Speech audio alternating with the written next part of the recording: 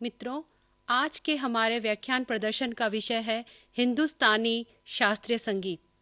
यह हमारा सौभाग्य है कि हिंदुस्तानी शास्त्रीय संगीत की प्रख्यात गायिका एवं विदुषी डॉक्टर सुभद्रा देसाई इस विषय पर प्रकाश डालने के लिए हमारे साथ हैं। डॉक्टर सुभद्रा देसाई जी ने हिंदुस्तानी शास्त्रीय संगीत की प्रारंभिक शिक्षा देश के विख्यात पद्मश्री पंडित विनय चंद्र मौडगल्य जी के एवं श्रीमती पद्मावती जी की शिष्यता में प्राप्त की है। पद्मश्री पंडित मधुप मुदगल जी की शिष्यता में आपकी प्रतिभा में और निखार आया। एक होनहार छात्रा के रूप में संगीत विशारद में आपने स्वर्ण पदक प्राप्त किया है। संस्कृत भाषा में शोध कार्य दिल्ली विश्वविद्यालय से किया एवं डॉक्टरेट की पदवी हासिल की। आपने वाल्मीकि रामायण में संगीत विषय पर एक पुस्तक भी लिखी है तथा भारत की संत कवित्रियों पर एक स्वतंत्र प्रोजेक्ट इंदिरा गांधी राष्ट्रीय कला केंद्र के लिए तैयार किया है, जिसका प्रकाशन शीघ्र ही होने वाला है।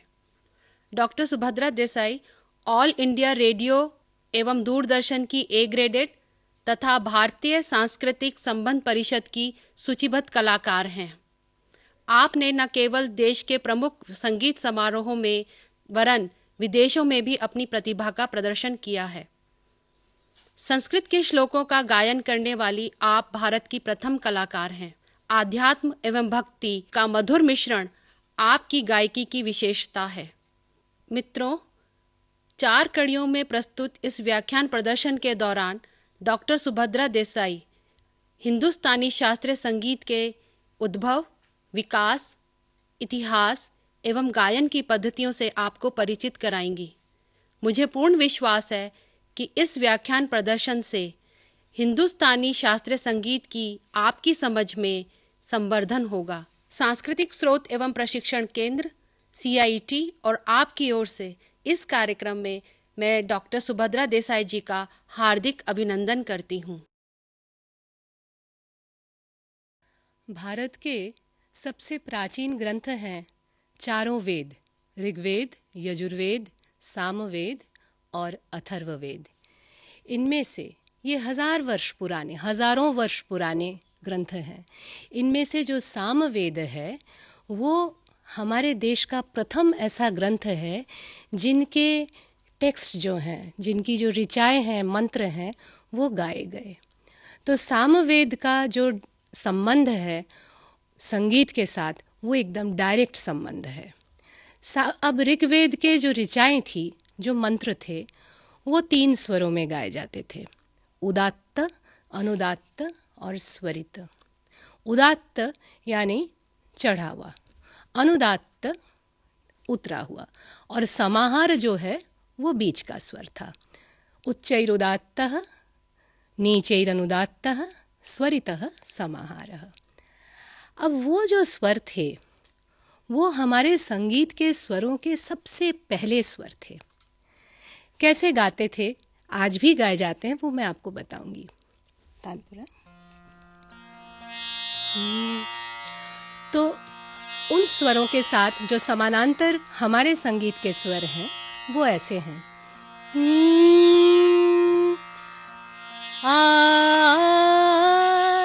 नी सारे सा, नी सारे नी सारे सा। अब देखिए, एक मैं ऋग्वेद की ऋचा आपको गा के सुनाती हूँ। ओम प्रणो देवी सरस्वती वाजेभिर्वाजिनीवती धीनामवित्रवतु आनो दिवो बृहतः पर्वतादा सरस्वती यजतागन्तु यज्ञं हवं देवी जुजुषाणाघृताची शग्मां नो वाचमुषति शृणोतु। इस तरह से ये ऋचा आज भी गाए जाते हैं। अब देखिए, नी सा रे सा, 3 स्वर।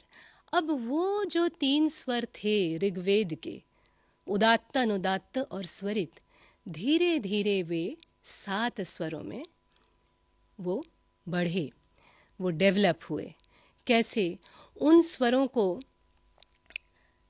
स्वरों के जो नाम थे वो ऐसे थे: प्रथम, द्वितीय, तृतीय, चतुर्थ, मंद्र, अतिस्वार्य और कृष्ट। अब आप कहेंगे कि ये 7 स्वर कैसे थे? आप लगभग मान लीजिए 5000 वर्ष पुराने ये स्वर, वो एग्जैक्टली कैसे थे वो आज हम नहीं कह सकते, लेकिन आज वो कैसे गाए जाते हैं वो हमारे सामने हैं। सामवेद के जो पारंगत हैं, जो एक्सपर्ट्स हैं, साम गायक हैं, वो आज भी वो गाते हैं। और उससे हमें यह पता लगता है, और तथा जो साम वेद के जो शास्त्र ग्रंथ हैं उससे भी हमें ये पता लगते हैं कि ये जो 7 स्वर हमारे संगीत के ओरिजिनल 7 स्वर शुरुआत के जो थे वो अवरोही क्रम में थे। अवरोही क्रम यानी ऊपर से नीचे की तरफ। बजा जैसे वो जो 7 स्वर थे, वो 7 स्वर इस तरह से थे: म ग रे सा ध नि प।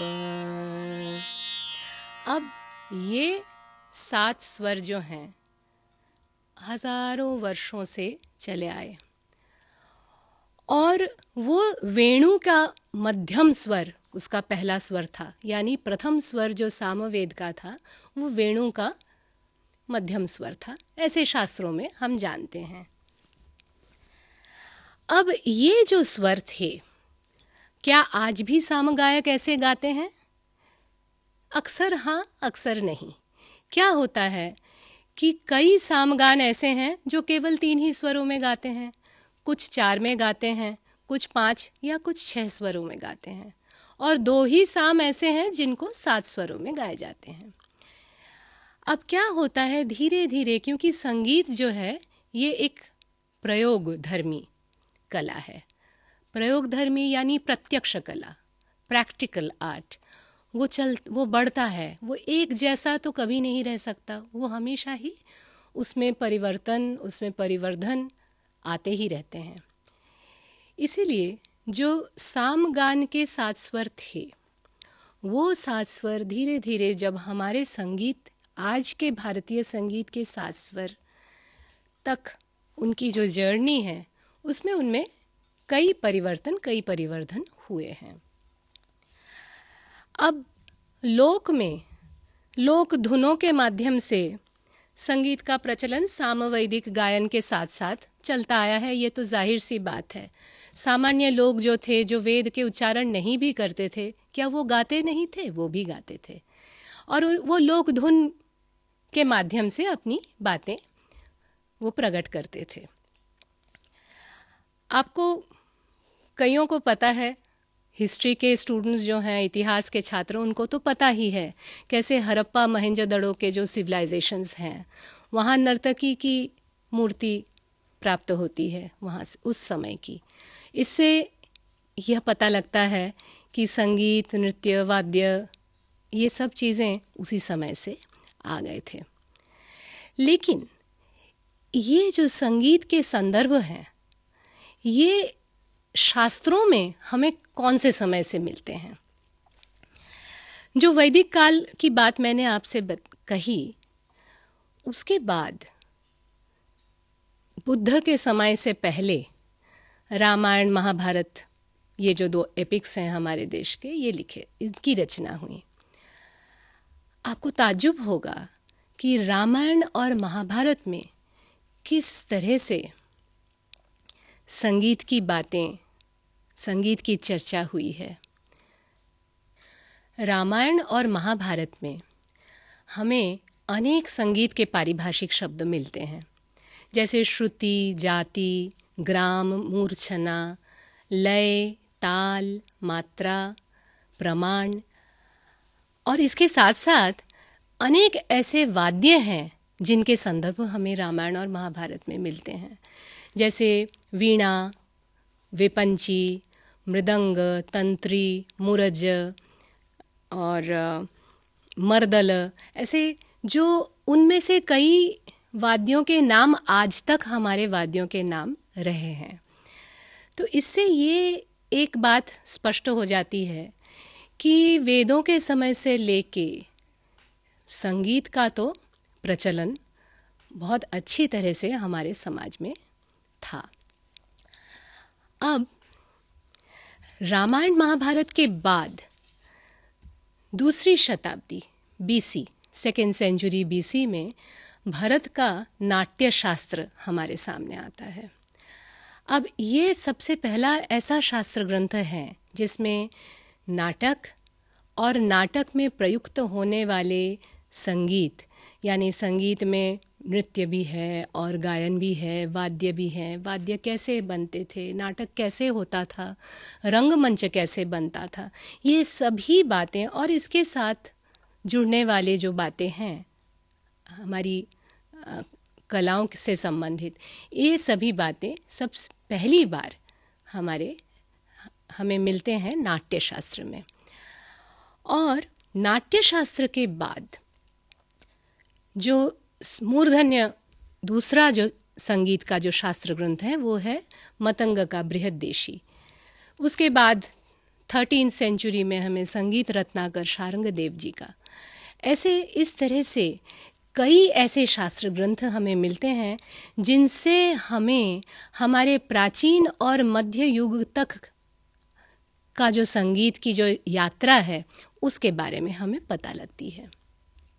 इसके बाद हम लोग आते हैं 4th से 12th सेंचुरी, 4वीं से 12वीं शतक, जिसके अंदर गुप्त काल भी शामिल है। ये समय जो था ये भारतीय संगीत का स्वर्ण युग माना जाता था। आपने समुद्रगुप्त का नाम सुना होगा, गुप्त वंशीय सम्राट थे। स्वर्ण मुद्रा ऐसे मिलती है जिसमें हमें यह प्राप्त होता है, हम देख सकते हैं कि स्वयं सम्राट समुद्रगुप्त वीणा वादन कर रहे हैं।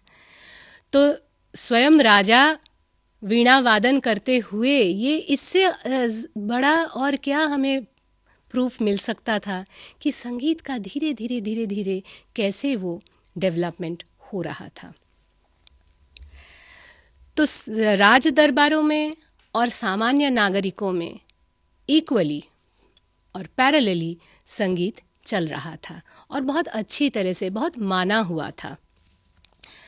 केवल संगीत ही नहीं, 64 कलाएं ऐसी थी जिसमें कई लोग पारंगत होते थे। 64 कलाओं में संगीत के साथ साथ गायन, वादन, नृत्य, चित्रकला, स्कल्पचर, ऐसे अनेक कलाएं थी जिनमें ये लोग पारंगत माने जाते थे। इसके पश्चात 15th सेंचुरी में राजा मानसिंह तोमर, ये ग्वालियर के नरेश थे, इनकी राज दरबार में, इनकी सभा में 10 ऐसे संगीत के नायक थे। वो स्वयं एक बड़े संगीतज्ञ थे। उन्होंने मान कौतूहल नाम का एक पुस्तक की भी रचना की और कहा जाता है कि राजा मानसिंह तोमर के जो नायक थे, संगीत के जो सम्राट थे तानसेन, उन्होंने उन्हीं नायकों के पास उनकी भी शिक्षा प्राप्त हुई। स्वामी हरिदास जी तो उनके गुरु थे ही। तो एक बार ऐसी एक बात आपको मैं बताना चाहती हूँ जो हम लोगों ने भी बचपन में सुना है और बहुत, ये देखिए हमारे भारतीय शास्त्रीय संगीत की एक मर्यादा है। वो क्या है? बात ऐसी चली कि सम्राट अकबर ने, जिनकी सभा में तानसेन गायक थे, सभा गायक थे, नवरत्नों में से एक थे, तो सम्राट ने कहा कि तानसेन, तुम इतने अच्छे गायक हो, इतने विद्वान, इतने बड़े गायक हो, तो तुमने जिनसे संगीत की शिक्षा पाई मुझे उनसे मिलवाओ। तो तानसेन जी नतमस्तक रहे, कुछ बोले नहीं। तो अकबर ने फिर कहा, तब उन्होंने कहा कि महाराज, सम्राट, वो तो आपके लिए वो गाएंगे नहीं। कहते ऐसा क्यों? कहते वो तो केवल ईश्वर के लिए गाते हैं, वो किसी राजा के लिए नहीं गा सकते। उनका संगीत जो है वो केवल ईश्वर के लिए ही है। तो अकबर को बहुत क्यूरियोसिटी हुई, जानने की इच्छा हुई कि ये कैसे गायक हैं जो सम्राट बुलाने पर भी नहीं आते। तो उन्होंने कहा अच्छा मैं चलता हूं तुम्हारे साथ। तो वो गए उस गांव में जहां हरिदास जी थे, और हरिदास तानसेन ने हरिदास जी को कहा, अपने गुरुजी को, कि आप मुझे सिखाइए। ये नहीं कहा गया कि सम्राट अकबर स्वयं उनका गाना सुनने के लिए आए हैं। तो उन्होंने सिखाया, और बाद में जब उनको पता लगा कि सम्राट आके उनका गाना सुन के गए, तो वो दुखी हुए और वो वहां से चले गए। तो इस कहानी से एक बात सामने आती है कि हमारी जो परंपरा है, हमारे भारतवर्ष के संगीत की जो परंपरा है, वो उसका जो उद्देश्य है वो किसी को खुश करना नहीं है। वो किसी महाराजा हो, बड़े सम्राट हो, उनको भी खुश करना नहीं है, लेकिन वो अपने गायन के माध्यम से वो ईश्वर तक पहुंचाने की वो एक माध्यम है। राजा मानसिंह के दरबार में उच्च स्तर का शास्त्रीय गायन का प्रचलन था, और विशेष रूप से उस समय ध्रुपद गायकी बहुत पॉपुलर थी। और वो ध्रुपद गायकी ऐसी थी जिसका राजा मानसिंह स्वयं गायक थे, और ध्रुपद के तो वो पितामह माने जाते थे। तो इस तरह से मानसिंह जी के दरबार में जो 10 नायक थे, उनसे तानसेन को संगीत की शिक्षा भी मिली, ऐसा कहा जाता है। लगभग इसी समय मुगल काल भी प्रारंभ हो गया था। अब मुगलों के आने के साथ साथ संगीत का क्या हुआ? वो संगीत साधारण जो जन समुदाय थी, उनके वहाँ से वो पूरी तरह से ऐसे कह सकते हैं कि वो राज दरबारों में ही आ गई। अब राज दरबारों में आने से अब ध्रुपद संगीत, जो कि बहुत गंभीर एक संगीत का रूप था, गायन की एक जॉनर थी, अब उसमें राजाओं को खुश करना था, तो गायकी में भी अंतर आने लगा। अब ध्रुपद से काम नहीं चल रहा था, उसकी पॉपुलैरिटी कम होने लगी। लोगों को ऐसा था कि राजा जिनके दरबार में हम गाते हैं, हम उनको खुश करेंगे। तो इस तरह से क्या हुआ, धीरे धीरे ध्रुपद गायकी से ख्याल गायकी, वो परिवर्तन आया मुगलों के समय में। तो संगीत की जो व्यापकता थी वो कुछ खिन्न सी हो गई, क्योंकि सब लोग अब शास्त्रीय संगीत में रुचि नहीं लेने लगे, सीमित सा हो गया राज दरबारों में ही। लेकिन सम्राट अकबर के राज दरबार में, जैसे मैंने आपको कहा, तानसेन जैसे महान विभूति, महान संगीतज्ञ वे आए।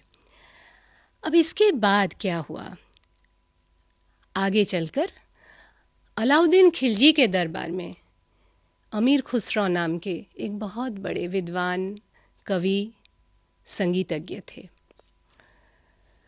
उनके द्वारा कव्वाली, कौल और तराने जैसे कुछ संगीत के अद्भुत सुंदर फॉर्म्स बनी, गीत प्रकार जिसे कह सकते हैं। तो वो हमारे संगीत में, भारतीय संगीत में उस समय समाविष्ट हो गया। ख्याल गायन तो था, परंतु ये ध्रुपद गायकी से, जो ध्रुपद गायकी की जो मूल जो आलापी थी, गंभीर आलापी, वो लिया गया। फिर कव्वाली से जो अनेक उसके तान प्रकार होते थे, वो तान प्रकार लिए गए, और जो कॉम्पोजिशंस बनने लगी उस समय, वो राजा को या सम्राट को, उनको खुश करने के लिए, उनकी स्तुति परक ऐसी बंदिशें, ऐसे कॉम्पोजिशंस बनने लगे। तो ये ध्रुपद से ख्याल गायकी की एक ट्रांजिशन पीरियड रहा। इसके पश्चात जब ब्रिटिश लोग इधर आए, तब तो राजा, जो बड़े बड़े राजा लोगों को क्या हुआ कि अपने अपने राज्य छोड़ना पड़ा। तो संगीत का क्या होगा, संगीत पनपेगा कहाँ, कौन उसको देखेंगे, उसको पेट्रोनेज कहाँ से मिलेगी। तो क्या हुआ, अब वो मनोरंजन का विषय बन गया। अनफॉर्चुनेटली कोठों में संगीत सीमित रह गया, जहां सो कॉल्ड जो रईस लोग होते थे, पैसे वाले लोग होते थे, वो अपने मनोरंजन के लिए आते थे। तो आप समझ सकते हैं कि कहाँ से जो शास्त्रीयता थी, जो ध्रुपद गायन था, जो ईश्वर के स्तुति परक गायन से लेकर के धीरे धीरे धीरे धीरे वो उतरते उतरते उतरते वो अब मनोरंजन का विषय बन गया और कोठों में आके सीमित हो गया। ऐसा लगभग 100-150 साल ऐसी परिस्थिति संगीत की रही। अब 19वीं शताब्दी के अंत से लेकर के 20वीं शताब्दी के बीचों बीच तक यह समय फिर से शास्त्रीय संगीत के पुनरुत्थान का समय रहा। दो बड़े मूर्धन्य कलाकार, संगीतज्ञ, म्यूजिकोलॉजिस्ट हमारे देश में पैदा हुए, पंडित विष्णु नारायण भातखंडे और पंडित विष्णु दिगंबर पलुस्कर। इन दोनों ने क्या किया? पंडित विष्णु दिगंबर पलुस्कर जी ने संगीत को फिर से अपनी पूर्ण मर्यादा में वो उसको लेकर आए। कैसे? जो कोठों में से फिर से संगीत को वो ऊंचा दर्जा फिर से वो ला करके दिए। जो बंदिशें थी, जो राजाओं के या किसी के जो श्रृंगार परक बंदिशें थी, या जो खुश करने वाले बड़ों को, राजाओं को, ऐसी बंदिशों को उन्होंने इतना सुंदर बना दिया फिर से ईश्वर की तरफ। और संगीत के स्वरों को, और क्या किया उन्होंने, स्कूल्स खोल दिए। संगीत की शिक्षा का माध्यम जो है वो सभी साधारण जन समुदाय के लिए उन्होंने उसको खोल दिया। इससे क्या हुआ? अब जो कल्चर्ड फैमिलीज थी, जो पढ़े लिखे एजुकेटेड परिवार थे, उनके यहाँ से फिर से लोग अपने बच्चों को संगीत सीखने के लिए भेजने लगे। और विष्णु नारायण भातखंडे जी ने क्या किया? वो म्यूजिकोलॉजिस्ट थे। उन्होंने संगीत का शास्त्र नए सिरे से उन्होंने लिखा, संस्कृत में लिखा, और जितनी पुरानी बंदिशें, उन हजारों बंदिशों को उन्होंने एकत्रित किया, कंपाइल किया, उनके सांगीतिक जो स्वरलिपियां हैं वो बनाई, और इस तरह से क्रमिक पुस्तक मालिका नाम से कई भागों में उन्होंने ऐसे अनेकों सहस्र बंदिशों उन्होंने एक साथ करके सामान्य लोगों के सामने रख दिया। तो कई बार ऐसा लगता है कि जो आज की तारीख में शास्त्रीय संगीत का इतना प्रचुर मात्रा में जो व्यापकता है, इतने लोग गा रहे हैं, गायक हैं, जो गायिकाएं हैं, हमारी जैसी महिलाएं जो स्टेज पर गा के बैठ के गा रही हैं या सिखा रही हैं या सिखा रहे हैं, साधारण सभी घरों से जिनमें भी कल्चरल उत्सुकता है, संगीत या कला को जानने की उत्सुकता है, ऐसे घरों से बच्चे आके सीख रहे हैं, गा रहे हैं। तो ये सब संभव नहीं होता यदि ये पंडित विष्णु दिगंबर पलुस्कर और पंडित विष्णु नारायण भातखंडे जी नहीं होते। आगे चलकर पंडित विष्णु नारायण भातखंडे जी ने लखनऊ में यूनिवर्सिटी बना दी म्यूजिक की।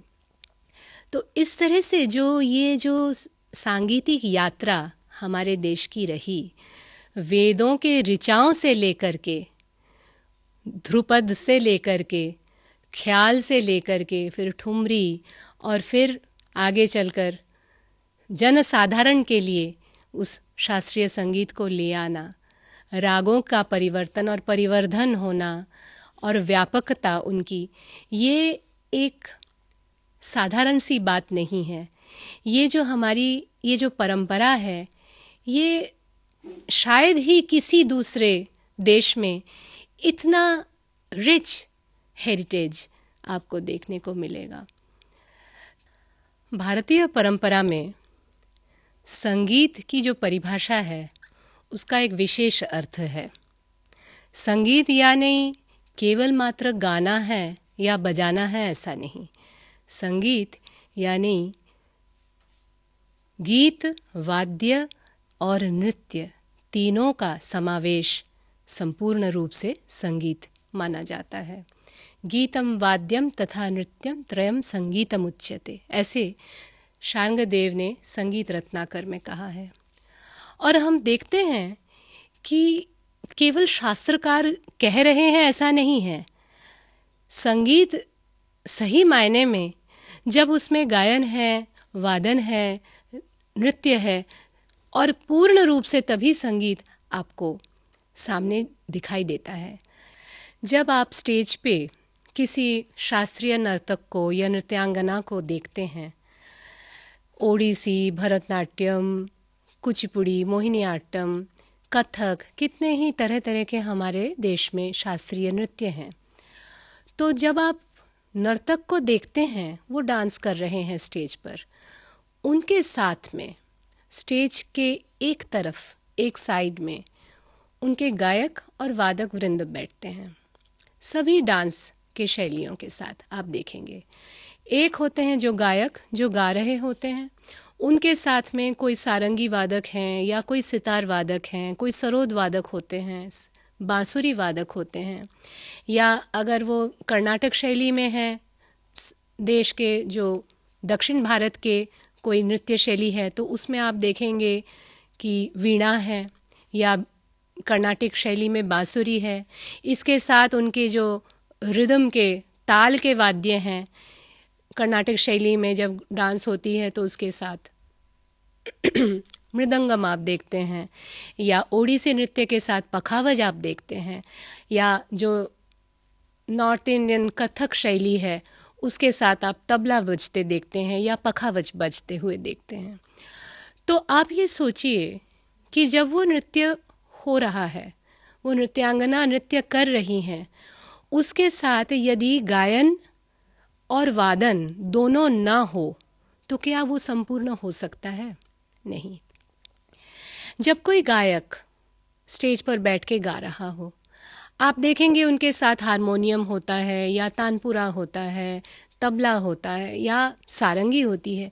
इस तरह के वाद्य तो अवश्य ही होंगे, इनके बिना वो पूरा नहीं हो सकता है। तो इसके मतलब जो संगीत के विभिन्न जो रूप है, चाहे वो शास्त्रीय हो, यदि आप फोक म्यूजिक की बात करें, राजस्थान के लोक गीतों के साथ आप देखेंगे रावण हत्था बजाते हैं या राम सागर बजाते हैं। पश्चिम बंगाल में चले जाएं तो देखेंगे बाउल गायकों के साथ वो एक तारा बजाते हैं। ऐसे सभी प्रदेशों में वहाँ के लोक गीतों के साथ उनके अपने वाद्य बजते हैं, चाहे वो तार वाद्य हो या बांसुरी फूंक वाद्य हो या ताल वाद्य हो, उनके बिना संगीत असंपूर्ण रह जाता है। तो जो हमारे शास्त्रकारों ने संगीत की यह परिभाषा दी कि गीत, वाद्य और नृत्य तीनों का समावेश से संगीत परिपूर्ण होता है, ये आज भी कई शताब्दियों बाद भी ये बात हमें हर किसी संगीत की जो विधाएं हैं उनमें नजर आती हैं। अब संगीत में स्वर क्या है? आपने सुना होगा नाद, स्वर, श्रुति, ग्राम, मूर्छना, ये सब पारिभाषिक शब्द हैं और ये प्राचीन काल से शास्त्रों में भी हमें मिलते हैं देखने को। और आज भी जब आप में से कोई संगीत के स्टूडेंट भी होंगे तो आप देखेंगे कि ये पारिभाषिक शब्द हमेशा ही हमारे काम में आते हैं। तो संगीत में स्वर कहाँ से आया?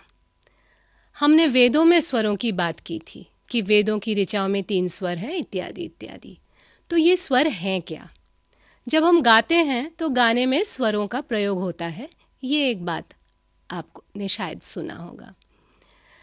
तो जो भी कुछ हमें सुनाई देते हैं कानों से, वो ध्वनि है, साउंड। हमारे देश की जो परंपरा है, जो फिलॉसफी है, उसमें ये मानते हैं कि जो भी कुछ ये क्रिएशन है, ये सृष्टि है, ये नाद से आया। तो नाद क्या है? वस्तुतः नाद साउंड के पीछे, ये इस पहली जो सृष्टि हुई उसके पीछे नाद को माना जाता है। वो है अनाहत नाद। अनाहत नाद या अनहद नाद, जो बिना किसी आघात के ही वो उसका अनुरणन होता रहता है। अनुरणन यानी वाइब्रेशन। जैसे मनुष्य का जो हार्ट बीट है, वो टिक टिक टिक टिक हार्ट बीट चलता रहता है। जब तक प्राण है शरीर में वो हार्ट बीट चलता रहता है, उसको कुछ करना नहीं पड़ता है, अपने आप वो चलता रहता है। इस तरह से नाद जो साउंड की सोर्स है, जहां से नाद आया है, वो एक अनुरणन जो वाइब्रेशन है वो निरंतर वो चल रहा है। कहाँ चल रहा है? इस पूरे विश्व ब्रह्मांड में वो अनुरणन निरंतर चल रहा है। तो वो कहाँ से आ रहा है? कौन सुन सकता है? ग्रंथों में आप पढ़ेंगे कि जो योगी लोग हैं, योगी जन हैं, वो उस अनाहत नाद को सुन सकते हैं। क्यों दूसरे लोग नहीं सुन सकते? क्यों हम आप नहीं सुन सकते? मैं तो कहूंगी हम भी सुन सकते हैं। यदि हमारा मन बहुत केंद्रित हो, फोकस्ड हो, कॉन्सेंट्रेटेड हो, तो हम भी उस अनाहत नाद को सुन सकते हैं। वास्तविकता क्या है कि हम बहुत सारी डिस्ट्रैक्शंस हमारे मन में हैं। हमें स्कूल जाना है, पढ़ना है, खेलना है, लिखना है, परीक्षा देनी है, कुछ सीखना है, आगे बड़े होना है, बड़े होके रोजगार की तरफ ध्यान देना है। उसके बाद जब रोजगार मिल जाए तो घर परिवार बढ़ेगा, फिर उस तरह से वो रिस्पॉन्सिबिलिटी चलती रहती है। इसके अलावा डिस्ट्रैक्शंस भी बहुत होते हैं। जब आप पढ़ाई करते हैं तब भी कहीं पे कोई फिल्म का गाना बज जाए तो आपका कान उस तरफ जाता है, या टीवी पर अगर क्रिकेट चल रहा होता है तो आपका ध्यान उस तरफ चला जाता है। ये डिस्ट्रैक्शंस होते हैं। मैं ये नहीं कह रही कि ये जरूरी, ये भी बहुत जरूरी है, लेकिन उस अनाहत नाद को सुन पाने के लिए इन हर तरह के जो मनुष्य के जो डिस्ट्रैक्शंस हैं, उनसे अपने मन को एकदम एक ध्यान बिंदु में केंद्रित यदि कोई कर सके तो वो अनाहत नाद सुन सकता है। तभी कहते हैं कि योगी लोग सुन सकते हैं। अब उसके साथ आप कहेंगे कि संगीत का क्या कनेक्शन है, उसका संबंध कहां से आया? तो नाद जो है, नाद वो ध्वनि है जो अनुरणनात्मक है। अनुरणनात्मक यानी वाइब्रेशन। तो अनाहत नाद में हमने बताया कि वो एक निरंतर वाइब्रेशन, निरंतर अनुरणन जो हो रहा है, उसमें जो सांगीतिक ध्वनि है वो है आहत नाद। आहत नाद यानी आघात से उत्पन्न होने वाला नाद। आघात कैसा? यदि आप टेबल के ऊपर हाथ को ऐसे करें, ऐसे आप करें, यह आघात हुआ। आघात होने से एक आवाज आई। जब मैं आपसे बात कर रही हूं तो मेरे कंठ में एक छोटी सी त्रिकोण एक वस्तु है कंठ के भीतर, आपके कंठ के अंदर भी है। उसको क्या कहते हैं? लैरिंग्स। उस लैरिंग्स में बहुत छोटी सी एक त्रिकोण जैसी एक जगह है।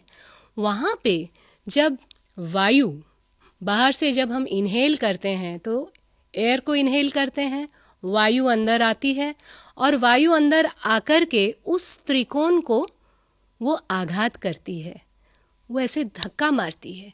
तो तब क्या होता है? तब उसमें से एक ध्वनि उत्पन्न होती है। अब उस ध्वनि से वो आघात से उत्पन्न होती है। जब आप कोई साज हो, कोई वाद्य यंत्र हो, उसको जब आप छेड़ते हैं तो उसमें से आघात करते हैं। अभी मैं वाद्य जब सामने आएगा उसमें भी मैं आपको दिखाऊंगी कि आघात से किस प्रकार। जब तार यंत्र हो तो जब उसको आप बजाते हैं तो उसमें से ध्वनि पैदा होती है। ताल वाद्य हो, उसको आप बजाते हैं तो उसमें से ध्वनि, आघात से ध्वनि पैदा होती है। तो कोई भी आघात से जो संगीत के उपयोगी ध्वनि उत्पन्न हो, वो है, उसे कहते हैं आहत नाद। अब ऐसे अनेक प्रकार के आहत नाद हो सकते हैं। अब हमें देखना है कि स्वर का संबंध आहत नाद से किस तरह से बनता है। तो वो जो आहत नाद है जिनमें निरंतर एक वाइब्रेशन पैदा हो रहा है, कैसे हो रहा है?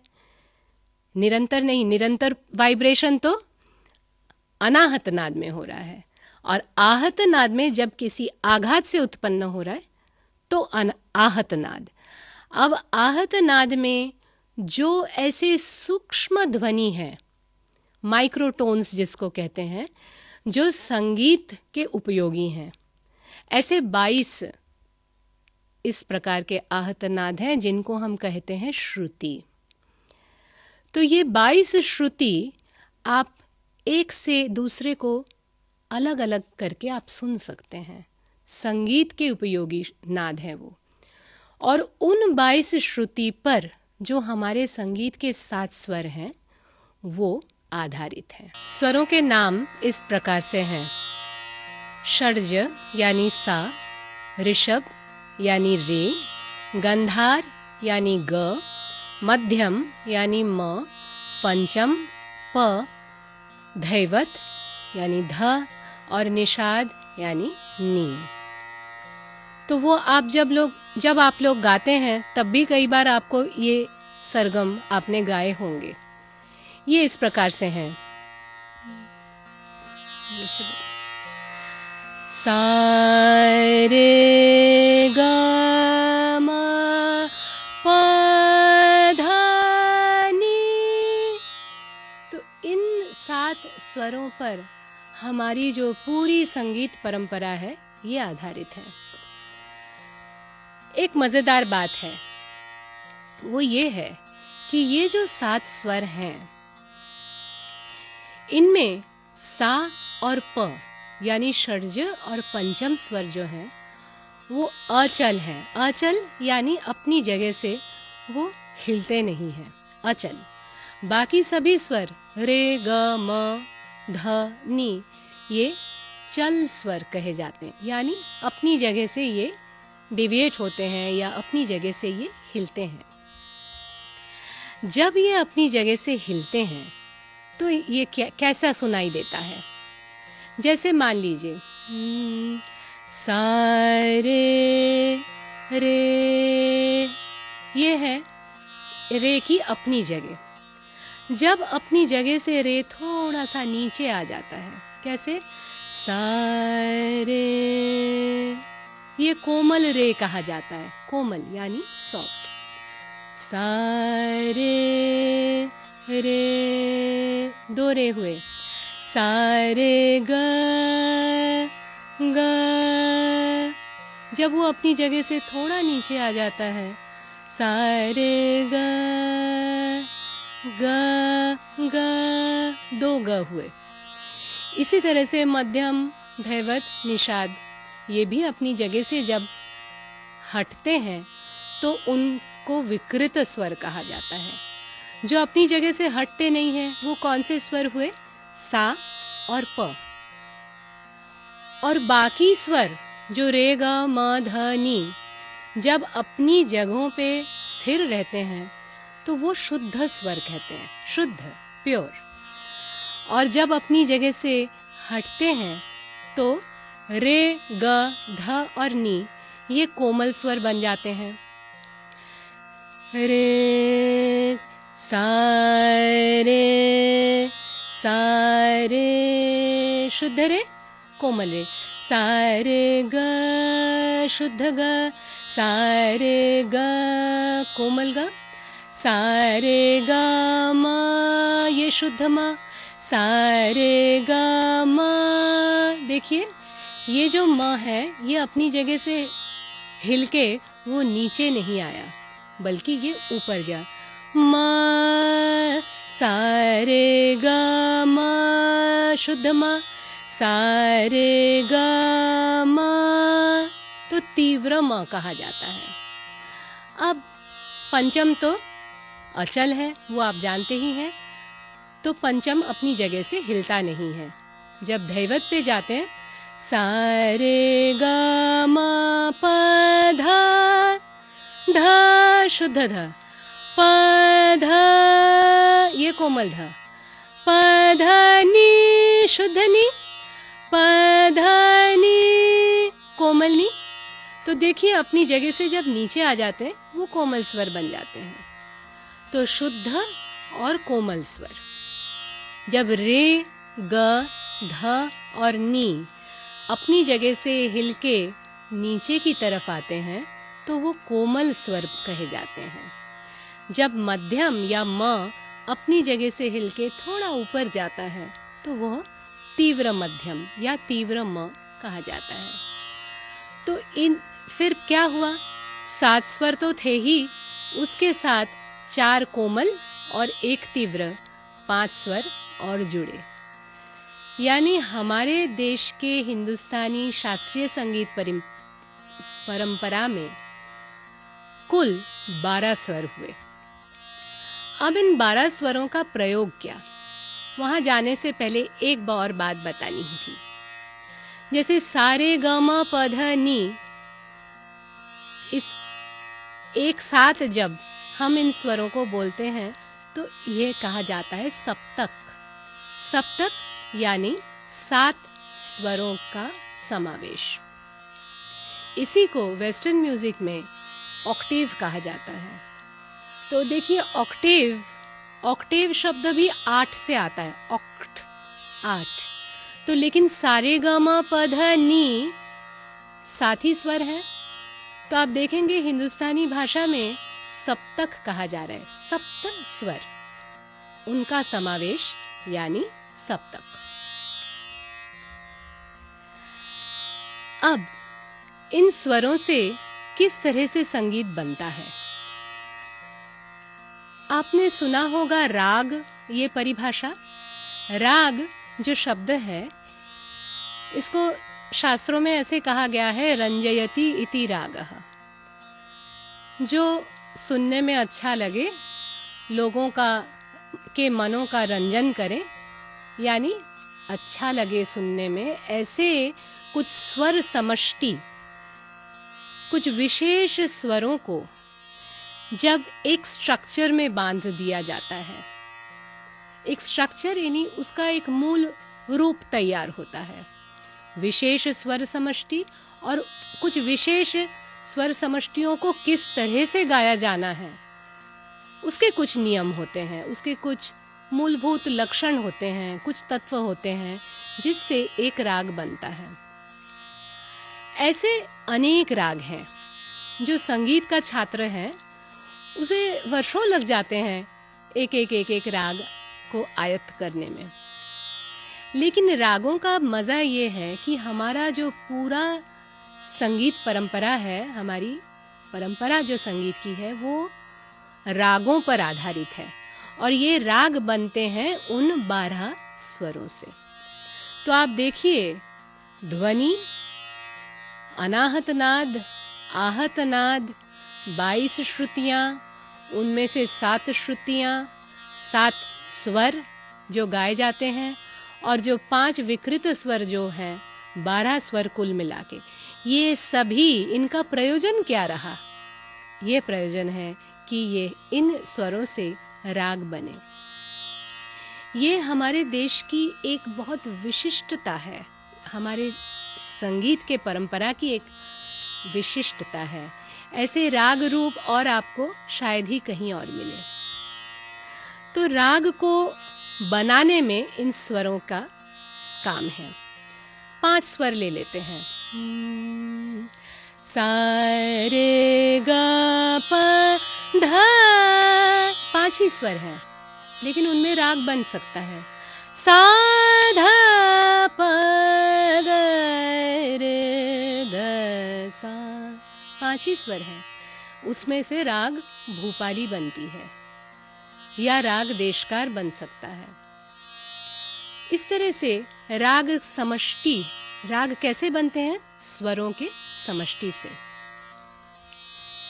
कुछ जो नियम राग बनने में प्रयुक्त होते हैं वो आपको मैं बता देती हूं।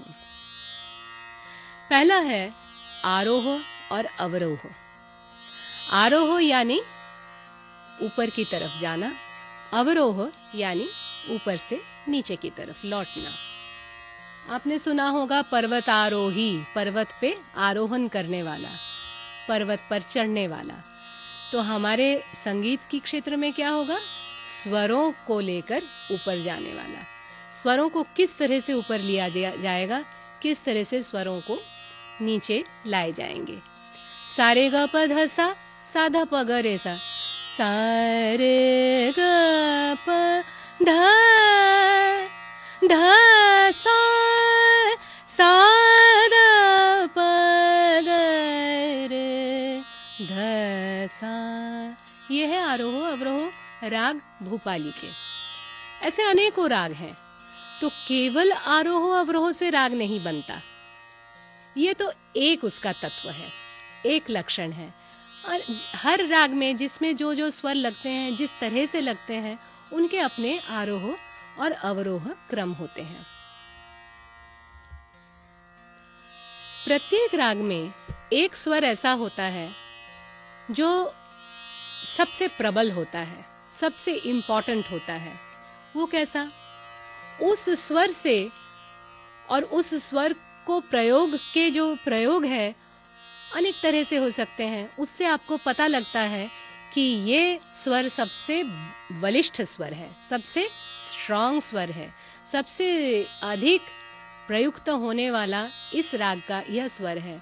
तो वो है वादी स्वर। जैसे राग भूपाली की बात हम कर रहे हैं तो 5 स्वर हैं। अब इनमें से एक स्वर है ग, वो इस राग का वादी स्वर है, सबसे प्रबल, सबसे अधिक प्रयुक्त होने वाला। कैसा? देखिए, ग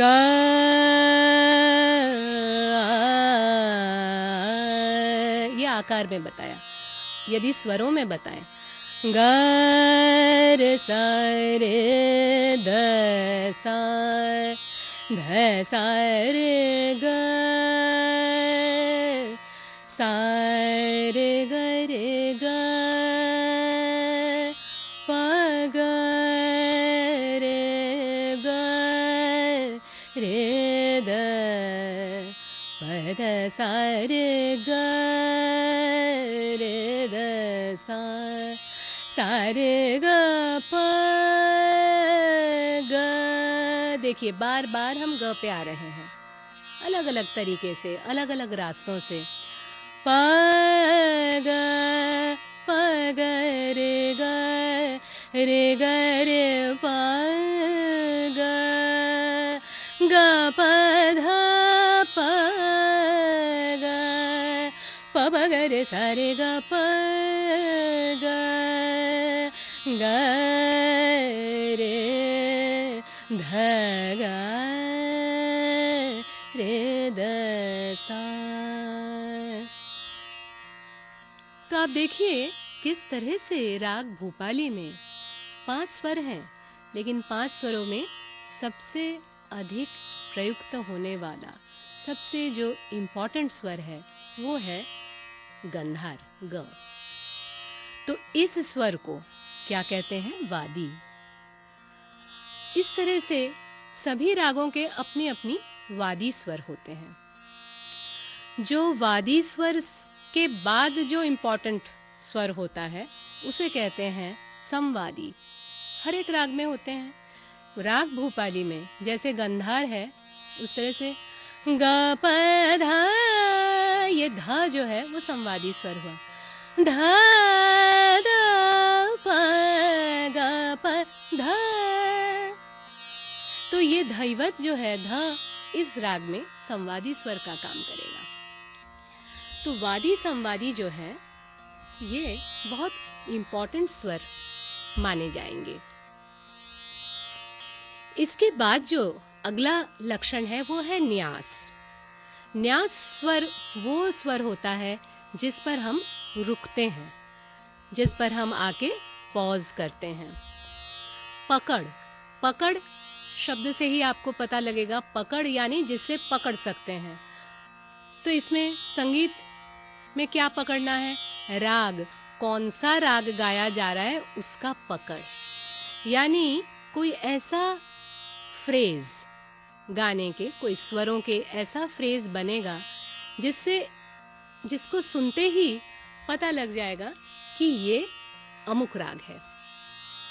जैसे राग भूपाली को हम इलास्ट्रेट कर रहे हैं, ग रे द सा। अब इसका पकड़ क्या होगा? ग रे सा द सा रे ग। या ऐसा यदि किसी ने गाया तो तुरंत जो संगीत का स्टूडेंट है वो बता पाएगा कि ये है इस राग का पकड़। ऐसे सभी रागों में उनके अपने अपने पकड़ होते हैं। इसके बाद है उत्तरांग और पूर्वांग प्रधानता।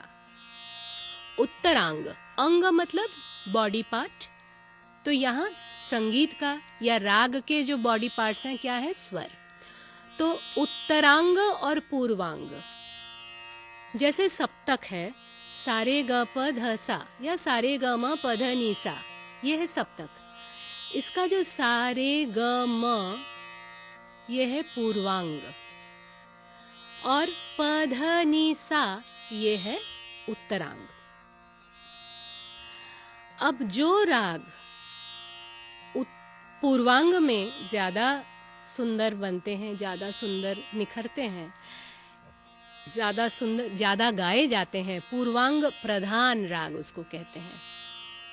तो पूर्वांग प्रधान यानी सारे ग म जो चार पहले स्वर हैं, प्रथम जो चार स्वर हैं, उनकी प्रधानता जिसमें होती है वो है पूर्वांग प्रधान। और कुछ ऐसे राग हैं जो उत्तरांग प्रधान राग होते हैं, जिसमें प ध नी सा ऊपर के स्वर जो हैं, प के बाद के ध नी सा ये स्वर जिसमें प्रधान होते हैं वो है उत्तरांग प्रधान। अब देखिए ये जो भूपाली राग हम लोग गा रहे हैं इसमें 5 स्वर हैं। यही स्वर थोड़ा सा अलग तरीके से गाएंगे तो राग बदल जाता है, तो राग का गायन की जो रीति है वो बदल जाती है, तो वो बन जाता है राग देशकार। जहां की भूपाली या राग भूप जो है वो पूर्वांग प्रधान राग है, वहां सेम सेट ऑफ स्वर सारे ग प ध सा वो देशकार उत्तरांग प्रधान राग है। एक छोटा सा इलास्ट्रेशन देखिए, जैसे उसकी एक बंदिश है। बंदिश यानी उसका कॉम्पोजिशन, जो गाना है, बंधी हुई चीज, बंदिश। क्या क्या बंधी हुई है? स्वर है, लय है, ताल है, पद है, उसकी कविता है। तो जो बंदिश है, भूपाली में जब बंदिश गाएंगे तो वो कैसा है देखिए। ध्यान अब दीजो गुनी जन, ध्यान अब दीजो। देखिए पूर्वांग प्रधान। जब हम देशकार में गाएंगे सा धा सा ध प ध आ प द सा,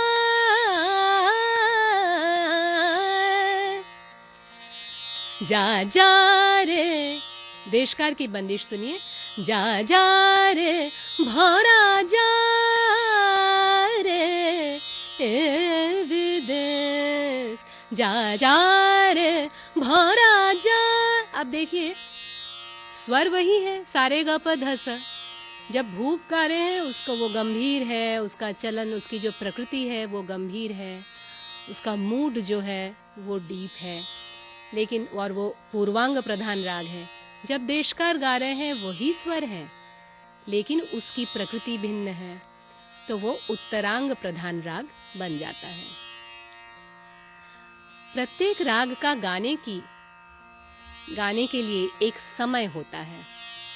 जैसे ये हमारे भारतीय परंपरा में ही है, वो भी हिंदुस्तानी शास्त्रीय संगीत में। जो कर्नाटिक पद्धति में जो रागदारी चलती है उसमें समय की बात नहीं है। कोई भी राग किसी भी समय में गा सकते हैं। लेकिन हिंदुस्तानी शास्त्रीय संगीत पद्धति में प्रत्येक राग का अपना अपना एक समय है, और वो समय कैसे निर्धारित हो रहा है उसमें भी एक साइंटिफिक आधार है। जैसे कोमल रे, कोमल ध वाले जो स्वर हैं, नॉर्मली वो सुबह के राग होंगे। जब कोमल रे के साथ तीव्र मध्यम, कोमल धैवत ये आ जाएगा तो वो शाम का राग भी हो सकता है, संधि के राग। जब दिन पूरा होता है और शाम शुरू होती है तो उस समय के जो राग हैं उसमें कोमल रे, तीव्र मध्यम, कोमल ध ऐसे स्वर के राग आपको मिलेंगे। शुद्ध मध्यम के स्वर दोपहर के मिलेंगे या देर रात के मिलेंगे। तो इस तरह से स्वरों के हिसाब से, स्वरों की जो बनावट है उसके हिसाब से रागों का समय निर्धारण किया गया है। जैसे राग भैरव है, या जैसे ये सुबह ये जो देशकार है, राग रामकली है, तोड़ी है, ये सब सुबह के राग हैं। या राग मालकौंस है, दरबारी हैं, ये सब देर रात के राग हैं, मिडनाइट के राग। जो शाम में गाए जाते हैं उसमें है कल्याण या यमन, या उससे पहले जो शाम शुरू होने से पहले की जो राग है उसमें है श्री, पूरिया, धनाश्री। तो इस तरह से हर एक राग के अपने अपने समय निर्धारित हैं। हर एक राग में कौन से स्वर लगने हैं, किस तरह से लगने हैं, और बड़ा परिष्कृत रूप है, बहुत सोफिस्टिकेटेड स्ट्रक्चर बना हुआ है हर एक राग का। उस सोफिस्टिकेटेड स्ट्रक्चर में रहकर, उस रूप में रहकर अवगाहन करके जो गायक है वो उस राग को बढ़ाता है, और फिर वो लिमिटलेस हो जाती है। आप कुछ भी उसमें सुंदरता, उसकी सुंदरता को बढ़ाने के लिए जब उस राग को आप बढ़ाएंगे उन्हीं स्वरों के माध्यम से, ऐसा नहीं कि आप नियम से बाहर जाके कोई और स्वर ले लो। राग रूप तो रखना ही है, लेकिन राग रूप जो स्ट्रक्चर है उसको रखते हुए, बरकरार रखते हुए जो गायक हैं या जो वादक हैं वो उस राग की सुंदरता को बढ़ा सकते हैं। अपनी अपनी कल्पना के ऊपर उसका आधार है। जो जितना, जिसकी कल्पना जितनी आगे चलती है उसका राग उतना ही सुंदर। तभी तो जब बड़े विद्वान गायक हैं उनका गाना सुन करके इतना अच्छा लगता है। इसी के साथ एक और बात आती है, ये सारे लक्षण हैं राग के लक्षण। रस यानी एक भाव, एक मूड क्रिएट होना। प्रत्येक राग के गाने से कोई ना कोई एक भाव, एक भावना वो एक्सप्रेस होती है, वो प्रकट होती है, और एक मूड बनता है। सुबह के राग बहुत गंभीर भी हो सकते हैं और बहुत चंचल प्रकृति के भी हो सकते हैं। शाम के राग में कई बार एक दुख की भावना भी आती है। जैसे बंदिशों में हमें उसके उदाहरण मिलते हैं कि गाय चराने के लिए बेटा गया है, अभी तक आया नहीं है। तो देखिए, गाय चरा के शाम को बेटा घर आएगा, तो उसमें शाम के स्वर, राग के जो स्वर हैं वो प्रयुक्त होंगे, और उससे जो वो भावना प्रकट हो रही है कि अभी तक वो आया नहीं, तो उससे एक कंसर्न, एक दुश्चिंता, एक चिंता की बात है। माँ को या पिता को लगता है कि अभी बेटा घर नहीं आया। तो इस तरह से हर एक राग से एक रस की उत्पत्ति होती है। तो उसमें सुख की भावना भी हो सकती है, श्रृंगार की भावना हो सकती है, दुख की भावना हो सकती है, विकट भावना हो सकती है, कुछ भी हो सकता है। यानी मनुष्य के भीतर जो इमोशंस हैं, जो भावनाएं हैं, उनको प्रकट करने के लिए इन स्वरों के माध्यम से रागों को गाए जा सकते हैं। एक और बात, एक और लक्षण, जो आखिरी लक्षण है, वो है थाट। प्रत्येक राग को एक एक थाट के ऊपर निर्धारित किया गया। थाट का काम क्या है? उसमें स्वरों के हिसाब से, यदि सारे ग म है पूर्वांग में, उसमें कोमल रे है, तो प ध नि सा में ध कोमल है, तो ये जो थाट बना ये एक स्केल है। सारे ग म प ध नि सा, उसमें रे और ध कोमल लिया, तो वो है भैरव, राग भैरव। बट जब वो गाया जाएगा तो वो राग बना, क्योंकि उसमें ये सब नियम आएंगे, ये कैसे उसकी प्रकृति है, कैसे उसका चलन है, ये सब आते हैं। लेकिन जब वो थाट भैरव हो जाता है तो जितने भी राग हैं जिनके ऋषभ और धैवत यानी रे और ध कोमल हैं, वो भैरव थाट के अंतर्गत आते हैं। तो बेसिकली जो थाट का काम क्या है? इतने हजारों जो राग है उनका क्लासिफिकेशन करना। तो ये जो 10 लक्षण है राग के, ये नियम मानते हुए रागों का चलन बनता है।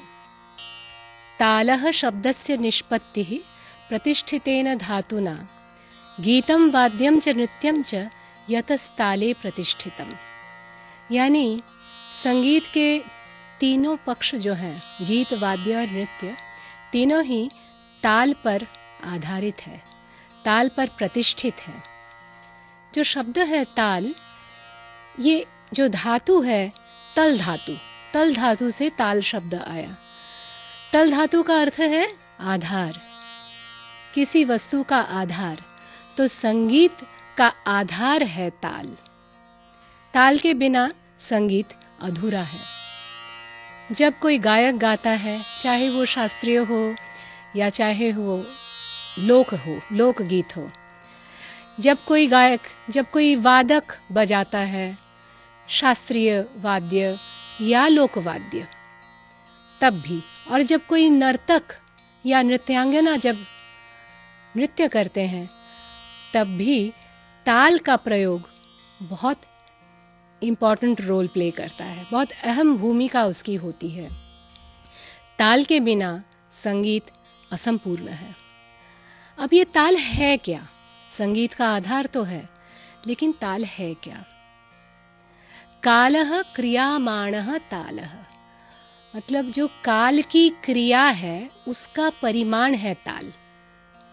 इसका क्या अर्थ हो सकता है? काल की क्रिया का परिमाण।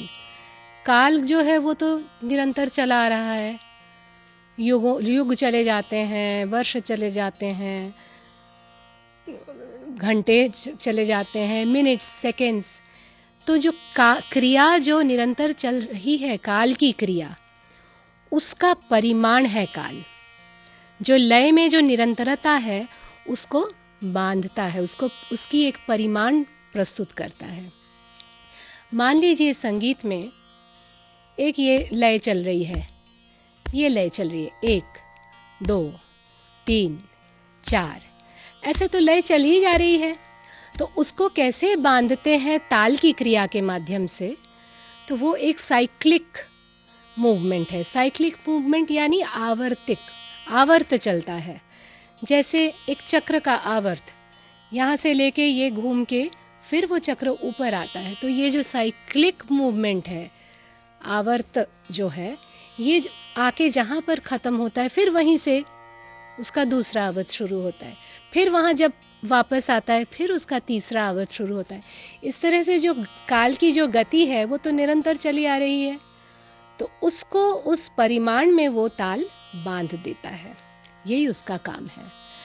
अब हमारे संगीत में अलग अलग रिदम पे, अलग अलग छंदों में ताल का प्रयोग होता है। जैसे जो मान लीजिए सीधा चले 1 2 3 4, ऐसे 8 मात्रा की ताल हो सकता है। जैसे 1 2 3 4 5 6 7 8 1। तो ये जो 8 मात्रा में जो ये आवर्तन बंद गया, इसको कहरवा ताल कहलाए। उसके शब्द होते हैं, उसके बोल होते हैं कैसे? ध गे न ते न क धी न ध। तो देखिए 8 मात्रा का ये कहरवा ताल बना। इसी लय में यदि हम 6 मात्रा को बांध देते हैं, 1 2 3 4 5 6 1, तो वो दादरा ताल बन गया। कैसा? उसके बोल देखिए, धा धे ना धा ते ना, अथवा धा धे ना ना ते ना धा। 6 मात्रे का एक आवर्तन बना। ये 10 मात्रा का भी हो सकता है, तो उसमें एक और ताल बन जाता है, झप ताल। कैसे? देखिए, उसमें ये जो है और ये है, ये ताली और ये खाली, ये दोनों स्ट्रेस पॉइंट्स होते हैं। जैसे जब तबला में ताल बजता है तो उसका एक स्ट्रेस होता है, उसकी एक चाल होती है। कैसे? धा गे न ते न क दे न धा, कहरवा में, या दादरा में धा दे ना धा ते ना धा दे ना धा ते ना धा। तो वो स्ट्रेस, उसके कहाँ उसका जोर चाहिए, कहाँ उसका जोर कम होगा, ये ताली और खाली से वो दिखाया जाता है।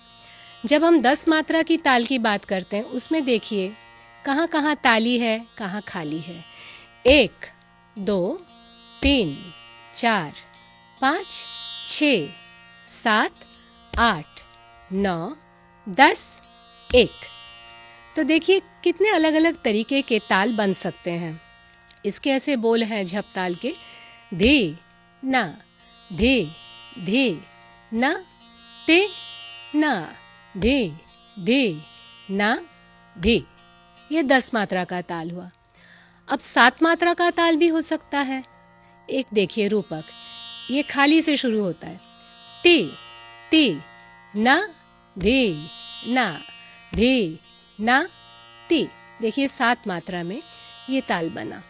12 मात्रे का हो सकता है, 14 मात्रे का हो सकता है, 16 मात्रे का हो सकता है। ऐसे अलग अलग मात्रों के माध्यम से हम तालों को बांध सकते हैं। जो शास्त्रीय संगीत में प्रचुर मात्रा में जिस ताल का प्रयोग होता है वो है 3 ताल। उसके 16 मात्रा हैं। कैसे? 1 2 3 4 5 6 7 8 9 10 11 12 13 14 15 16 1। धा दिन दिन धा धा दिन दिन धा धा तिन तिन ता त्रिक दिन कर दिन दिन धा धा। तो ये इस तरह से तालों का चलन है। तालों के चलन से क्या होता है, जो बंदिश है यानी जो कॉम्पोजिशन है, जो गाना है या जो गीत है, वो उस ताल में बन जाता है। जब उसको हम बढ़ाते हैं, ये हमारे गायकी में आप बाद में देखेंगे, जब गाने को बढ़ाते हैं, राग को जब हम डेवलप करते हैं, इम्प्रोवाइज करते हैं, उसमें नई नई संरचनाएं बनाते जाते हैं, तब आकार में आलाप लेते हैं, तान लेते हैं, उसके बाद बंदिश में वापस आते हैं। तो बंदिश में जो वापस आने वाली बात है वो ताल के माध्यम से ही संभव हो सकता है, क्योंकि जो ताल की क्रिया है वो चक्र के आकार में चल रहा है, आवर्तन में चल रहा है। धा दिन दिन धा धा दिन दिन धा धा तिन तिन ता त्रिक दिन दिन धा धा दिन दिन धा। तो ये वापस जो आता है, तो हमारे गाना भी जो जब आलाप लेके हम वापस बंदिश में आते हैं, तो वो ताल के सम पे, ताल के प्रथम मात्रा पे हम लोग पहुंचते हैं। इस तरह से जो ताल का जो प्रयोग है हमारे शास्त्रीय संगीत में, ये बहुत महत्वपूर्ण है। हिंदुस्तानी शास्त्रीय संगीत के अनेक कॉम्पोजिशनल फॉर्म्स हैं। जो सबसे प्राचीन कॉम्पोजिशनल फॉर्म है वो है ध्रुपद। यह ध्रुपद आज भी गाया जाता है। यह ध्रुपद का जो रूप था वो कई शताब्दी पहले, जैसे मान लीजिए आज से 600, 700, 800 साल पहले, ये रूप कुछ अलग तो था, लेकिन ये गंभीरता, जो इसमें गंभीर और गंभीर रूप है, वो उस समय भी था। और वो हमें पता लगता है उसके नाम से। उस समय वो नाम था अचल पद या ध्रुव पद। ध्रुव यानी जो स्थिर, ध्रुव पद। तो ध्रुव पद से धीरे धीरे धीरे धीरे उसका नाम ध्रुपद आया, और ध्रुपद के नाम से आज भी ये एक बहुत पावरफुल, बहुत सशक्त एक कॉम्पोजिशनल फॉर्म है, जो बहुत, उसकी जो तालीम है, खूब ज़बरदस्त तालीम आज भी चलती है। आज भी ध्रुपद के गायक गाते हैं ध्रुपद। अब ये जो ध्रुपद है, इसका मूल जो रूप है गंभीर है, मैंने आपको बताया। इसके ताल कुछ ही तालों में ये गाए जाते हैं, जैसे चौताल या जैसे सूल ताल। ये जो ताल है, ये ताल बजाए जाते हैं पखावज पर, तबले पर नहीं। पखावज बजता है और इन तालों में ध्रुपद गाए जाते हैं। ध्रुपद के जो बंदिशें होती हैं, जो गाने होते हैं, वो ईश्वर के लिए, जैसे हर हर हर शंभु, शिव शंभु, महादेव महेश्वर, या हनुमान पर है, आए रघुवीर धीर, लंकधीश अवधमान। तो इस तरह से ईश्वर परक अधिक होते हैं, या दुर्गा के ऊपर, शिव के ऊपर, इस तरह से। तो जो इसकी बढ़त होती है, वो बढ़त कैसे करते हैं? जो बंदिश होती है, उसका पहले उसका शुरुआत जो है, राग रूप जो है, वो नोम तोम आलाप के माध्यम से किए जाते हैं, और काफी डिटेल्ड, लंबी चौड़ी, अच्छे समय तक चलने वाला वो आलाप नोम तोम के माध्यम से करते हैं। पहले ऐसा था प्राचीन काल में कि ओम अनंत हरि नारायण, भगवान के नाम लेकर के गाना शुरू करना। तो फिर धीरे धीरे, जैसे कुछ सोशियोलॉजिकल रीजंस हैं, हिस्टोरिकल रीजंस हैं, तो मुगल बादशाह लोग आ गए, तो वो ओम अनंत हरि नारायण से उसके शब्द बदल के नोम तोम हो गया। ऐसे जो विद्वान गायक लोग हैं वो बताते हैं कि हो सकता है कि वहां से ये नोम तोम आलाप का शुरुआत हुआ। उसके बाद जब ध्रुपद की बंदिश लेते हैं, उस बंदिश में ठा में वो बंदिश चलती है, बहुत स्लो, विलंबित लय में, वो चौताल में या सूलताल में, और या झपताल में भी कभी, मोस्टली चौताल सूलताल में। उसके बाद उसके दुगुन, तीन गुण, चौगुन, आठ गुण, उसकी लयकारी की जाती है। तो लयकारी मतलब जो ताल वाद्य बजेगा, उसके साथ, उसके लय के साथ खेल होता है। वो जैसे 1 2 3 4 ये लय चल रही हो, तो ध्रुपद का जो गाना चल रहा होगा बंदिश, वो ऐसे 1 2 3 4 5 6, या 1 2 3 4 5 6 से 1 2 3 4, ये 3 3 का, या 1 2 3 4 1 2 3 4 1 2 3 4 1 2, इस तरह से अलग अलग लयकारी करके ध्रुपद की बढ़त की जाती है। और एक और बात है कि जो पखावज में जो ये ध्रुपद के ताले बजते हैं, वो पखावज की जो बजाने की जो तरीका है, वो तबले से अलग है। तबले में आप देखेंगे उंगलियों का प्रयोग किया जाता है, लेकिन पखावज में हाथ का जो थाप है, ऐसे थाप से बजाया जाता है तब पखावज। तो ध्रुपद की गायकी ऐसी है। जो धमार गायकी है, धमार भी ध्रुपद जैसे ही है। पहले वो ठा लय में शुरुआत होती है और उसके बाद उसके लयकारी की जाती है, लेकिन ध्रुपद में जैसे बड़ा गंभीर, मूलभूत से ईश्वर के प्रति स्तुति परक ध्रुपद होते हैं, धमार में वैसा नहीं होता। इसलिए इसका जो चलन है वो ध्रुपद से थोड़ा अलग होता है, वो थोड़ा चंचल होती है। और उसमें जैसे होरी है, उसके जो शब्द होते हैं, उसकी जो कविता होती है धमार की, वो होली के ऊपर होती है लगभग। जैसे मान लीजिए आयोरी मद भरो मास, फागुन, फागुन, बसंत, होली, इन सब विषयों को लेके धमार बनते हैं। धमार जो है वो एक ही ताल में गाया जाता है, उसका नाम है धमार ताल। वो 14 मात्रे का ताल होता है। ध्रुपद और धमार के बाद आया ख्याल। अब ये ख्याल शब्द से आपको लगेगा ये हमने शब्द सुना है। वो ख्याल यानी क्या ख्याल है, आप क्या सोच रहे हैं, आपका क्या ख्याल है, आपकी कल्पना में क्या बात आ रही है। तो एक्चुअली ख्याल शब्द उसी तरह से आया। हमने पिछले हमारी लेक्चर के सेगमेंट में बताया था कि ध्रुपद से धीरे धीरे धीरे धीरे ख्याल गायकी आई।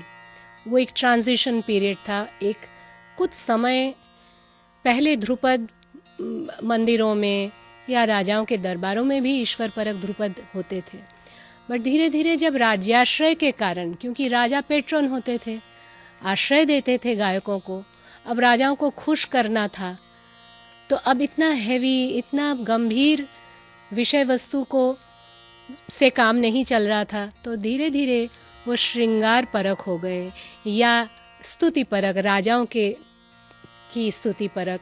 तो इस तरह से ख्याल गायकी इतना गंभीर नहीं रहा, उस हिसाब से गंभीर नहीं रहा।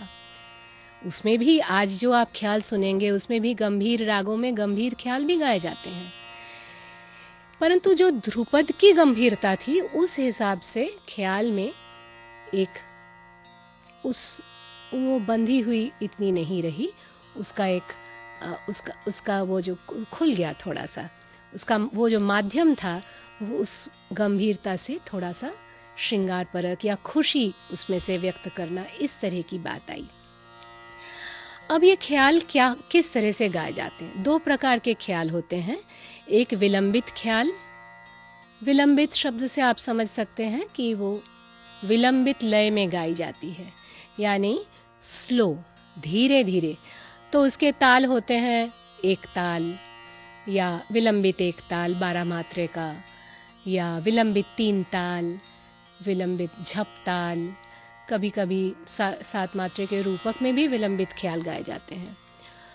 और जो द्रुत ख्याल होते हैं उसमें लगभग द्रुत 3 ताल या द्रुत 1 ताल, इस तरह के तालें बजाई जाती हैं। अब अक्सर क्या होता है, जब ख्याल गायकी में पहले विलंबित ख्याल गाए जाते हैं, उसके बाद द्रुत ख्याल गाए जाते हैं। मतलब विलंबित ख्याल is to be followed by a द्रुत ख्याल, हमेशा ऐसा रहता है। तो उसकी शुरुआत कैसे करते हैं? आलाप से। ध्रुपद में आपने देखा था कि नोम तोम आलाप लेते हैं, ख्याल में क्या हुआ? आकार में आलाप लेते हैं। तो आलाप है क्या? जब स्वरों को, जैसे मान लीजिए हम लोग भूपाली की बात कर रहे थे या कोई भी राग हो, जो भी एक राग गायक गाने बैठा है, उस राग के जो विशेष स्वर समुदाय हैं, उन स्वरों को जब आकार में गा के उस राग का रूप एस्टैब्लिश करते हैं तो वो आलाप कहा जाता है। आकार में करते हैं, स्वरों से नहीं। मैं आपको बताती हूँ।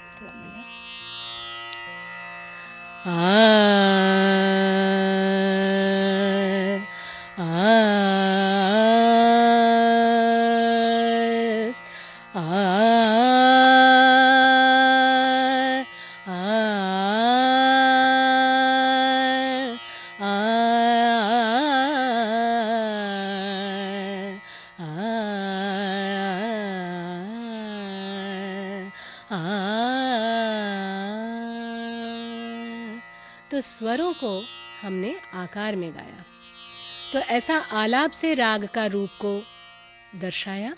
फिर विलंबित बंदिश की शुरुआत की। अब विलंबित बंदिश के भी एक स्थाई और एक अंतरा, 2 भाग होते हैं।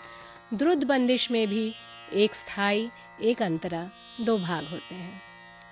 तो स्थाई में पहला स्थाई गा लेते हैं, उसके बाद फिर राग की बढ़त होती है आलाप के ही माध्यम से। आकार में आलाप गाए जाएंगे, फिर जब उस बंदिश के बोलों को लेके आलाप गाएंगे तो वो बोल आलाप हो जाएंगे। जैसे ये भूपाली में मैंने आपको बताया था, ध्यान अब दीजो, ये इसकी बंदिश है। ध्यान अब ध्यान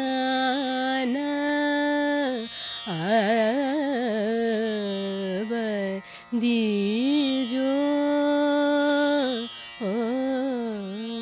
तो ध्यान अब दीजो, इन शब्दों को जब हमने आलाप में डाल करके गाया तो वो हो गए बोल आलाप। फिर तान, तान वही है जो जब वही स्वर समुदाय जब उनको हम थोड़े तेज गति से गाते हैं गमक के साथ, तो वो उससे क्या होता है, जो राग का बढ़त हो रहा था, जो अब तक राग को बढ़ा रहे हैं, राग को सुंदर रूप से उसको विकसित कर रहे हैं, उसमें जब तान शुरू करते हैं तो वो आकार में ही करते हैं और उसमें उस राग का अलंकरण होता है। अलंकरण यानी सज्जा। जैसे सज्जा करते हैं, जैसे हम लोग ने बिंदी लगाई या काजल लगाया, ये सज्जा का ही तो अंग है। तो राग में जो ख्याल गाए जाएं, ख्याल जब गाए जाएं, उसमें जब आकार में आलाप लेते हैं तो उससे राग के रूप का विस्तार होता है, उसकी बढ़त होती है। और जब ताने गाते हैं या तानों में जब बोल को डाल के बोलतान गाते हैं तो उसके अलंकार बन जाते हैं वो। इसी राग में आ,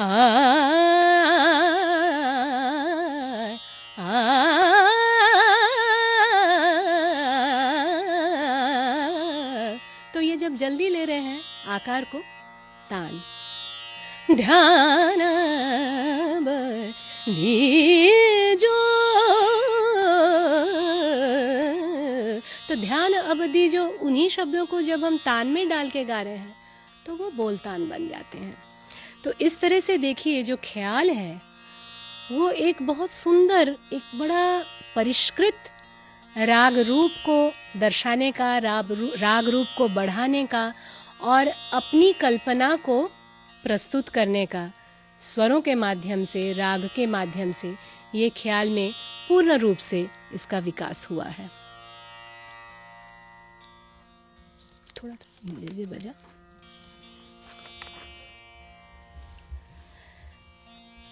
ख्याल के बाद ठुमरी। अब ठुमरी भी वर्षों से चली आ रही थी, लेकिन ठुमरी में ख्याल से कैसे वो अलग है, ये हमें देखना है कि ठुमरी की जो बंदिशें हैं, इसमें ध्रुपद से ख्याल जब हुआ तो उसके गंभीरता में थोड़ा कम हुआ। जब ठुमरी आई तो ठुमरी में केवल श्रृंगार का ही वर्णन होने लगा।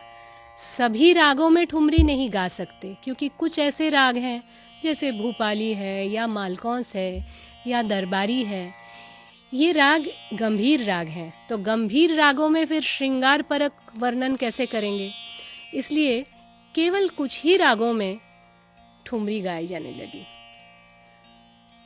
तो इसको कई विद्वान ठुमरी, टप्पा, ये जो विधाएं हैं, इनको उपशास्त्रीय मानते हैं। उपशास्त्रीय इसलिए क्योंकि इसमें शास्त्रीयता बहुत गंभीर रूप से नहीं है, आलाप तान उस तरह से नहीं है, लेकिन बोल बनाव होती है। जब ठुमरी की बंदिश गाते हैं तो उसमें बड़े बड़े आलाप या बड़ी बड़ी ताने, ये सब नहीं लिए जाते। उसमें ठुमरी के जो बंदिश की जो कविता है, उसी के बोल को लेकर के उसकी बढ़त होती है। और कुछ ऐसे राग हैं जो इतने गंभीर नहीं हैं लेकिन बहुत सुंदर हैं, जैसे राग काफी है, खमाज है, तिलक कामोद है, तिलंग है, पीलू है, भैरवी। इन रागों में अधिकतर ठुमरी गाई जाती है। और ठुमरी जो है ये अद्धा ताल 16 मात्रा, जत ताल 16 मात्रा, दीपचंदी 14 मात्रा, ये सब ताल ठुमरी में अधिकतर प्रयोग होते हैं। टप्पा जो कंपोजिशनल फॉर्म है, इसे भी अधिकतर विद्वान, संगीत विद्वान उपशास्त्रीय गायकी में रखते हैं, लेकिन ये भी एक बहुत सोफिस्टिकेटेड स्ट्रक्चरल कॉम्पोजिशन है, गाना आसान नहीं है। लेकिन ये टप्पा बना कैसा, किस तरह से? भाषा अधिकतर इसमें पंजाबी है। इसके बारे में एक बात बहुत प्रचलित है कि राजस्थान में या पंजाब के जो पश्चिमी प्रदेशों में, जहाँ मरुभूमि है, डेजर्ट्स हैं, वहाँ ऊँट की सवारी करते थे। पुराने ज़माने में कहाँ गाड़ियाँ होती थी, क्या होते थे, तो ऊँट की सवारी करते हुए जब गायक लोग जाते थे तो ऊँट की सवारी जो है, ऊँट के पीठ पर जब बैठ के जब चलते थे तो उस समय गाते हुए गले से जिस प्रकार के ताने निकलते थे, वहाँ से टप्पे की शुरुआत हुई, ऐसा कहते हैं। तो शोरी मियाँ एक बहुत बड़े गायक थे, कहा जाता है कि वही टप्पे के प्रवर्तक रहे।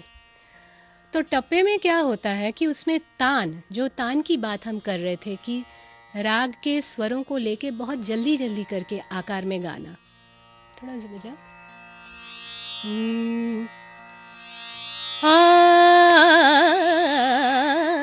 ये जो तान है, अब टप्पे गायकी में क्या हुआ, तान ही तान है। उसकी जो बंदिश है, जो अक्सर पंजाबी भाषा में ही रहती है, वो तानों के माध्यम से ही वो बंदिश चलती है। पूरे बंदिश के अंदर ताने ही ताने होते हैं, या उसका जो चलन है वो छोटे छोटे ताने बनते रहते हैं उसमें। तो वो भी लगभग श्रृंगार परख ही होते हैं उसके विषय में। और टप्पे में ताल 16 मात्रा का या तो अद्धा ये बजता है या पंजाबी ठेका बजते हैं, वो भी 16 मात्रे में। तो ये एक बहुत खास कॉम्पोजिशनल फॉर्म है जो कि आज की तारीख में बहुत लोग नहीं गाते हैं। अभी बनारस में गाए जाते हैं टप्पे, या ग्वालियर घराने के लोग भी गाते हैं। ये हुई टप्पे की बात। अंततः एक बहुत सुंदर कॉम्पोजिशनल फॉर्म और है जो जिसे तराना कहते हैं। अब ये तराना जो शब्द है, तराने के अंदर कोई कविता नहीं होती है, कोई गीत नहीं होता है। उसमें क्या होता है कि दीम तनन तोम तनन यली यला, इस तरह के कुछ शब्द होते हैं, बट उन्हीं शब्दों की कविता बनती है जिसका एक तरह से देखा जाए तो कोई अर्थ नहीं बनता। बट अर्थ न बनते हुए भी बहुत सुंदर बंदिश बनती है उसकी, और उसका चलन भी बहुत नए तरीके का है। वो बंदिश के जैसे तान आलाप डाल के नहीं गाए जाते, छोटे छोटे ताने लिए उसको एम्बेलिश, उसको सुंदर बनाने के लिए।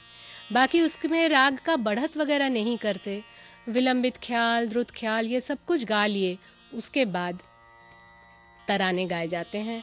लगभग यही द्रुत 3 ताल या झपताल, द्रुत 1 ताल, ये सब तालों में तराने गाए जाते हैं। अब तराने भी, लेकिन कुछ ऐसे घराने हैं जैसे कि ग्वालियर घराना है, वहाँ कुछ पुराने ऐसे तराने हैं जो विलंबित लय में तराने हैं। आज की डेट में विलंबित लय में तराने कम लोग गाते हैं, और नॉर्मली जो द्रुत लय के तो होते ही हैं, कुछ ऐसे भी तराने मिलते हैं जिसके अंतरे में फारसी शब्द होते हैं। जैसे स्थाई में शुरुआत में तो उसमें दीम तनन तनन तनन यलली यलली इस तरह के शब्द हुए जिसके कोई अर्थ नहीं है, परंतु जो अंतरा जब शुरू किया वो फारसी भाषा में है। तो इस तरह से तराने में भी बहुत क्रिएटिविटी नज़र आती है। तो आप लोगों ने सीखा कि ध्रुपद, धमार, ख्याल, ख्याल में विलंबित और द्रुत और मध्य लय की बंदिशें, उसमें आलाप, बोल आलाप, तान, बोल तान, किस तरह से ख्याल को बढ़ा सकते हैं, फिर ठुमरी, टप्पा और तराने। तो शास्त्रीय संगीत, जो हिंदुस्तानी शास्त्रीय संगीत है आज की तारीख में, ये सभी तरह के जो कॉम्पोजिशंस हैं, सभी तरह के गीत प्रकार हैं, और गीत प्रकार को अलग अलग तरीके से गाए जाने की जो पद्धतियाँ हैं, ये आज की तारीख में सिखाए जाते हैं, गाए जाते हैं, और इसका प्रचुर मात्रा में प्रचलन है।